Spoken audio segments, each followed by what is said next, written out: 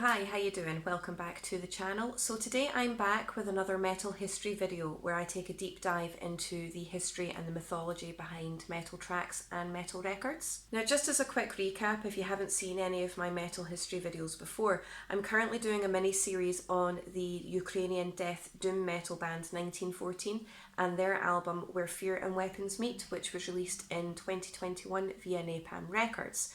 And basically, each individual track of this record has its own YouTube video where I take a look at the history and the story behind the track.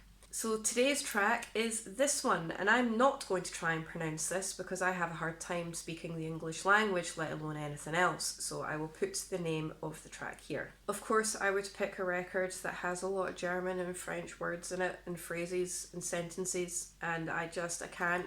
I don't know if it's just me or my Scottish accent that completely butchers these words and phrases, but I can't. I'm not even going to try. So the track itself is actually named after a Prussian motto, and the motto was coined by King Frederick William III of Prussia around about 1813.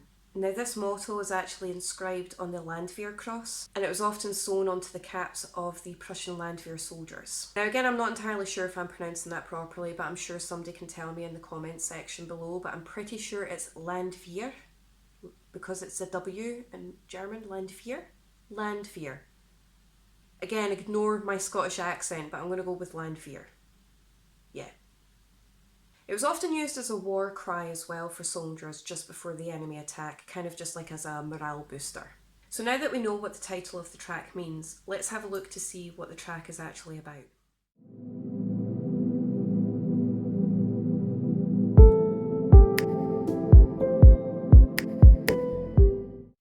I'm going to pronounce this incorrectly. I am going to completely butcher the pronunciation of this fort, but if anyone speaks French, you can comment down below to let me know how to pronounce it properly, and feel free to mock me because I am actually awful and I am so sorry. So is it Fort Dumont?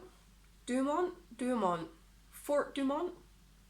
I'm going to go with that, okay? Just bear with me. Fort Dumont. Now, it was built at some point between 1884 and 1886, and it was a very important strategic location. It formed part of a system of 19 different forts that protected the city of Verdun in France, and I'm pretty sure it was the biggest fort in that ring system of forts. Now, it did actually end up getting covered in a heavy layer of concrete because it was decided that the masonry underneath was not strong enough to stand against the more modern artillery shells at the time. Now, despite the fact it was actually dug into the hill, it kind of had like a sunken fortification. It was decided by the French General Staff in 1915 that there was absolutely no point in utilising the area, as they believed that it wouldn't stand a chance against the German artillery. So the heavily defended and weaponised forts were actually disarmed and were basically left undefended since about 1915. Now, on the 21st of February 1916, the Germans actually launched an attack on the city of Verdun, which would then be known as the Battle of Verdun.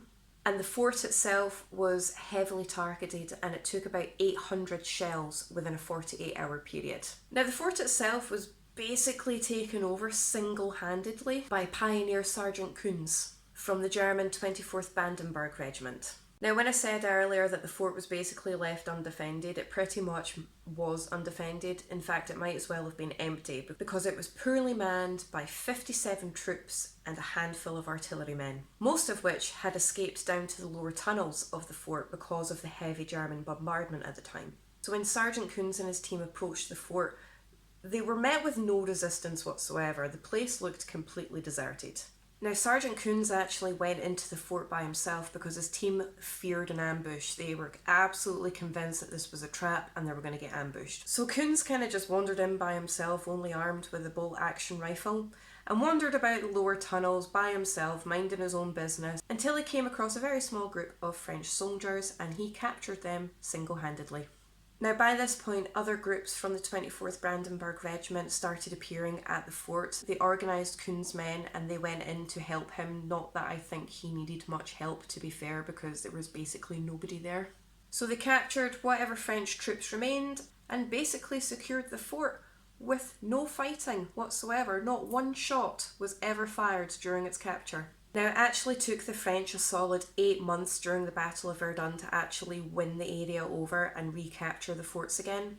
But it just goes to show that the French General Staff had a severe lack of judgment when it came to them deciding to completely disarm the area. Now today the fort is actually a historical visitor centre, and the site has been left exactly as it was in the First World War. All the tunnel levels are the same, the guns, the turrets, the weaponry, the barracks, the control rooms, basically everything is completely untouched, and it has been left exactly as it was in the First World War. Now, knowing the story behind the track, it actually helps understand what the lyrics are talking about. You know, it does mention the 800 shells, it does mention the fort itself, but it also mentions a couple of derogatory terms that the Germans often used to call the French. And I would imagine that the reason this is so prevalent in the track, from the point of view of the German soldiers that took over the fort in the first place, was the fact that the French didn't put up much of a fight. In fact, they didn't put up any kind of fight really when it came to taking over the fort. But honestly, this track is absolutely amazing. The entire album is absolutely amazing, and I say this in every single video that I've done for this mini-series. Once I know the history, I don't know about you guys, but once I know the history behind the track, and then I listen to the track again after I know the story, it kind of just creates a whole different mood. And I listen to the record in a completely different state of mind. And it just makes me appreciate the record all the more. But yeah, it was just a really short video for the metal history video this week. If you can comment down below to let me know what you think of the story, and if you haven't checked out the album yet, I highly suggest that you do so. If you have any recommendations for me, because we are coming to the end of this mini-series now, so if you do want me to start up another mini-series talking about either mythology or history, it doesn't just have to be history. If you want me to look into different mythology, different myths and things like that, let me know in the comment section down below what album is based on the mythology that you would be looking for, and I'll definitely check it out. If you could like, share, subscribe, I really do appreciate your support. Once again, thank you so much, and I'll see you in my next video.